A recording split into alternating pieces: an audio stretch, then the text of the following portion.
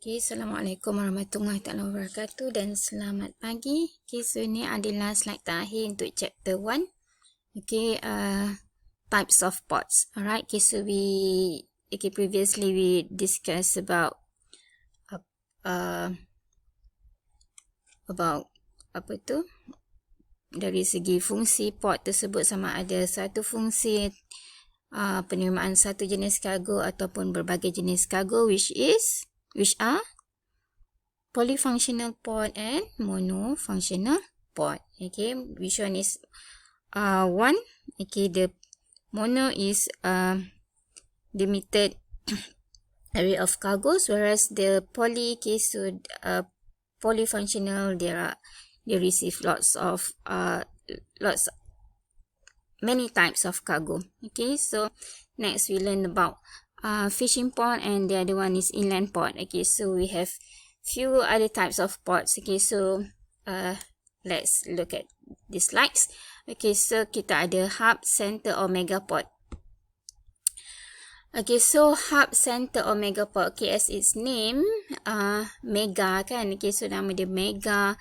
Ia merupakan hub, ia merupakan center. So everything is in the pot lah. Yeah, okay, so semuanya pot tu bertindak sebagai satu center. Okay, sebagai satu pusat perdagangan lah. Okay, satu pusat perdagangan, satu pusat import export. Yeah. Okay, huge pot with large scale development and facilities. Okay, so hub, center or mega pot ni memang besar lah. Okay, mega kan, nama dia mega. So it's huge pot with large scale development and facility. Okay, so ada banyak facility. Okay, so dia ada, okay, dekat wharf dia tu. Okay, kalau awak tengok contoh dia, okay, dekat wharf tu berderet dia punya crane ya, dia punya kuih crane tu. And then dia juga ada free trade area. And then dia juga support cargoes from feeder port. Ya, okay, so ni dia, since that dia besar, okay, so ianya adalah jadi macam apa, terminal untuk kapal-kapal besar. Okay, so ada juga feeder port yang datang ke hub, center or mega port ni lah. Okay, sebab dia hub kan, okay, dia pusat, right?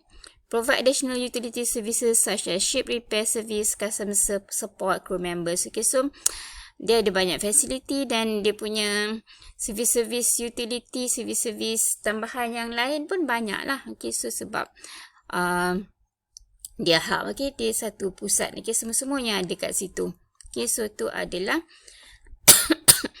hub, center or mega port. A major port dealing with international trade, of course lah. Okay, sebab tu dia besar kan.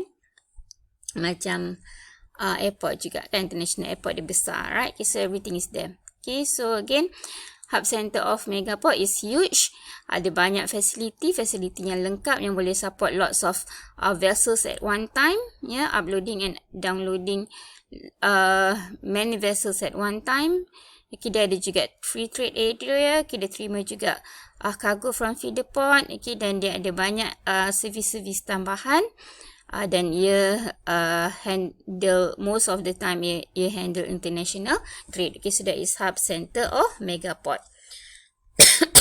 So kita ada smaller port, kita panggil sebagai entreport, transshipment port. Okay, so port ni lebih bertindak sebagai transit port, yang mana barang sampai dia bukan untuk local market. Kata lain, dia tak masuk lah. Okay, dia tak masuk ke darat.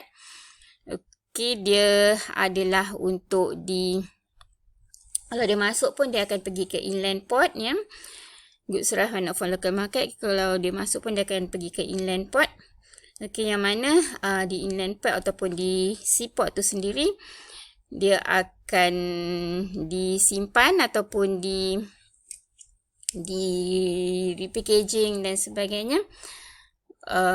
Okay, yang mana with minimum or no additional processing taking place and with no custom duty. Okay, yang penting kat situ that area is the free trade area. Okay, yang mana dia tak ada apa-apa dikenakan charge custom dan sebagainya lah. Okay, so processing pun tak ada. Okay, tapi dia just transit untuk pindah ke kapal lain dan sebagainya. Okay.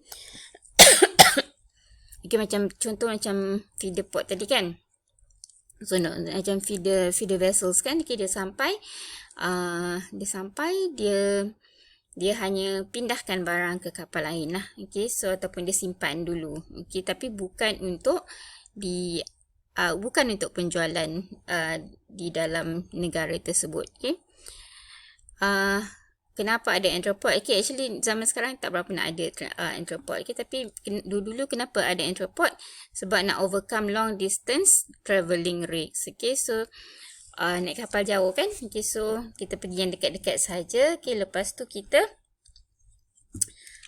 transfer kapal, okay, and then ataupun kita simpan dulu barang di entrepot, okay, untuk dipindahkan ke kapal yang lain, okay, so ni contohlah, okay, Batu Misi Port.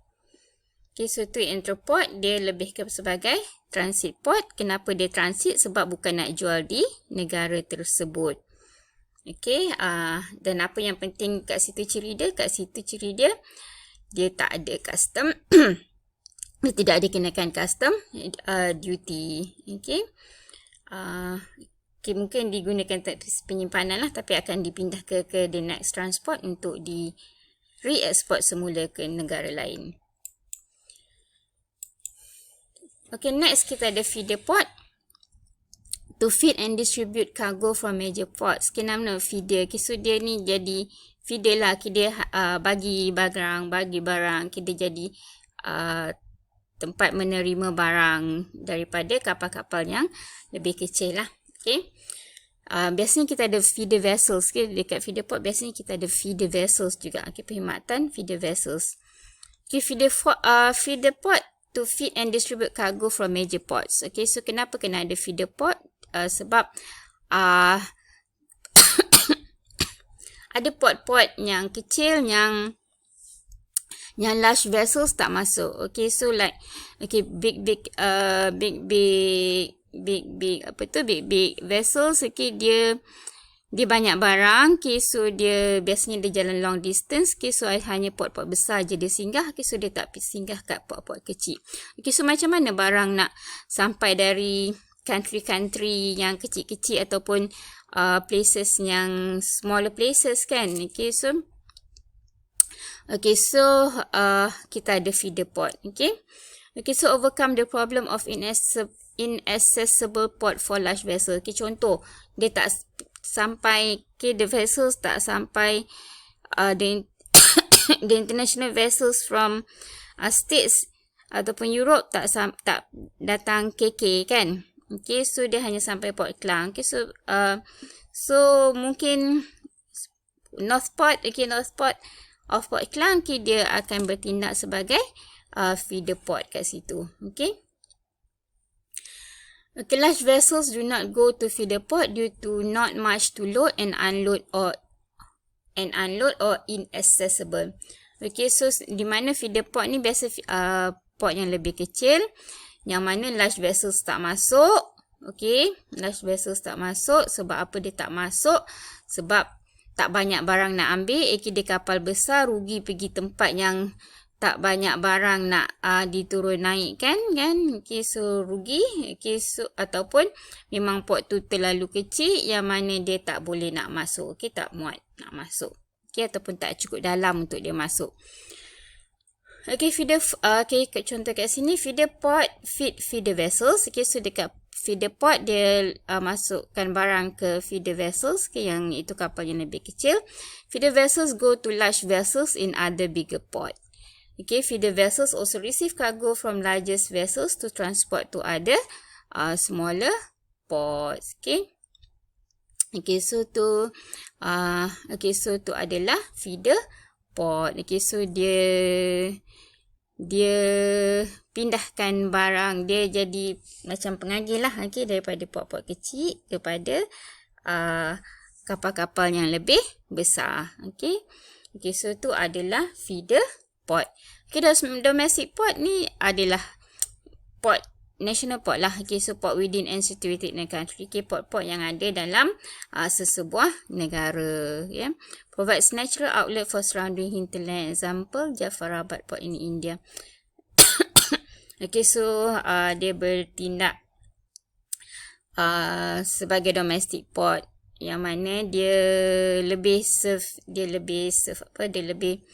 memberi perkhidmatan kepada perdagangan tempatan. Okay, so tu feeder port, domestic port, hub omega port dan satu lagi transit port. Okay, sekian. Terima kasih.